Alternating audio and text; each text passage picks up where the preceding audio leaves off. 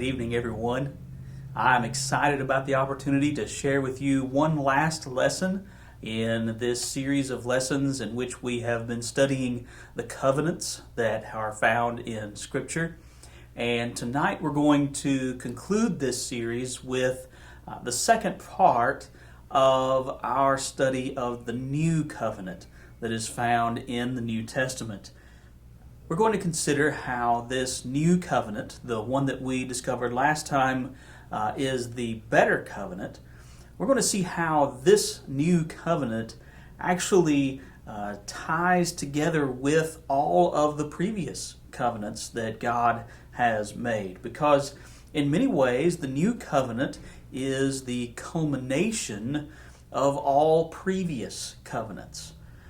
In one way or another, the covenants that God made with the people in the Old Testament were pointing toward the new covenant that we have today. And I want us to take a few minutes this evening to see how that ties together. We'll start with the creation covenant. Of course, we saw how Adam and Eve failed in that covenant, how they did not uphold that covenant with God. But even in the midst of that failure, in Genesis chapter 3 and verse 15, when God, speaking to the serpent, he says, "I will put enmity between you and the woman, and between your offspring and her offspring. He shall bruise your head, and you shall bruise his heel." Jesus, in his death and burial and resurrection, became that offspring spoken of millennia before that. The offspring that was promised to defeat Satan and defeat sin and defeat death. And those of us that are then united with Jesus enjoy that same victory over the same things. And then as we move on to the covenant with Abraham, one of the key elements in that covenant with Abraham was the promise of offspring, which is sort of ironic for Abraham, who is very late in life being promised one child, one son, that would ultimately be the beginning of descendants that are more numerous than the stars. The thing about this is that the fulfillment of that covenant actually goes beyond just Israel. You see, in Galatians chapter 3 and verse 29, the Apostle Paul says, "If you are Christ's, then you are Abraham's offspring, heirs according to promise."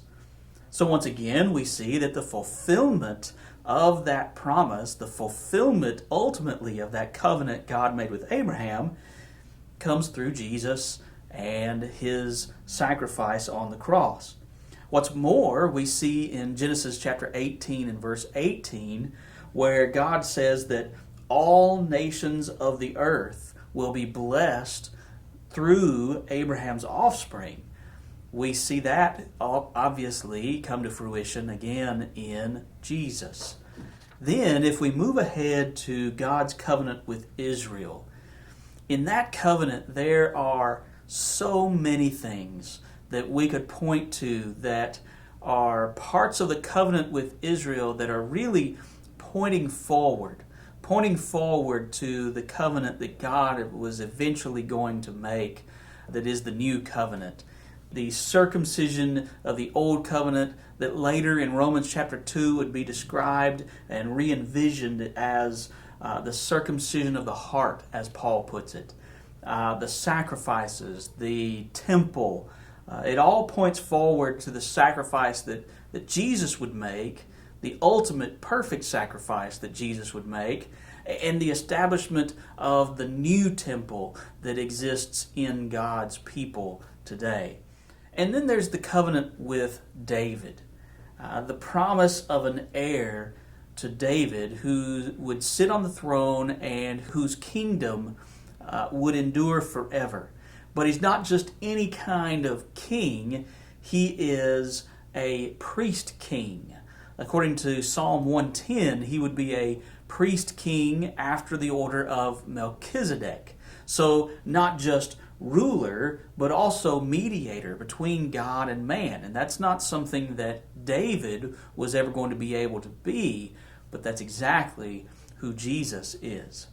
Now, you might be wondering, what am I supposed to do with this information exactly? That's all well and good, seeing how the covenants fit together, but how does this help me in my faith or in my relationship with God? What does this do for me? Well, the Hebrews writer in Hebrews chapter 11 has some interesting things to say. You see, it's there that we find this list of incredibly faithful men and women who did amazing things because of their faith in God.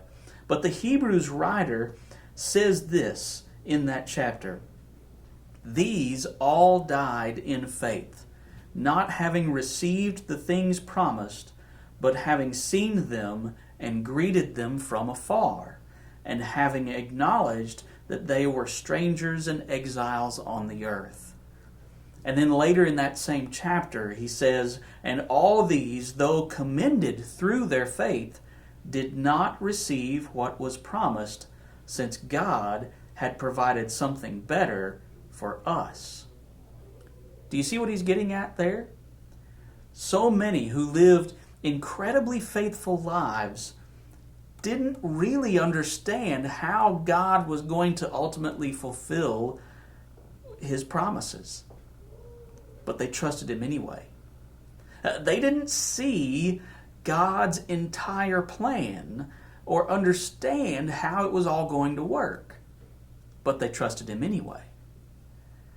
You and I are incredibly privileged because today we have the advantage of being able to look back and see exactly how God has fulfilled all of his promises. We can see the whole story of God's redemption of mankind.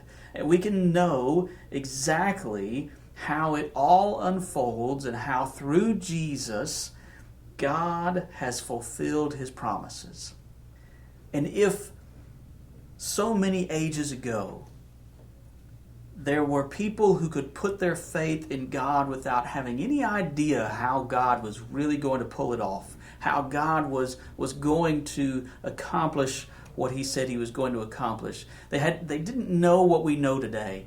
If they could put their faith in God, how much stronger then should our faith be in him today? Having seen how trustworthy our God is, how trustworthy his promises are, how much more ought we to trust in him today? We have an incredible God. We serve an amazing God who fulfills his promises. And that's something that I think that we can really sink our teeth into. That's something that we can really hold on to.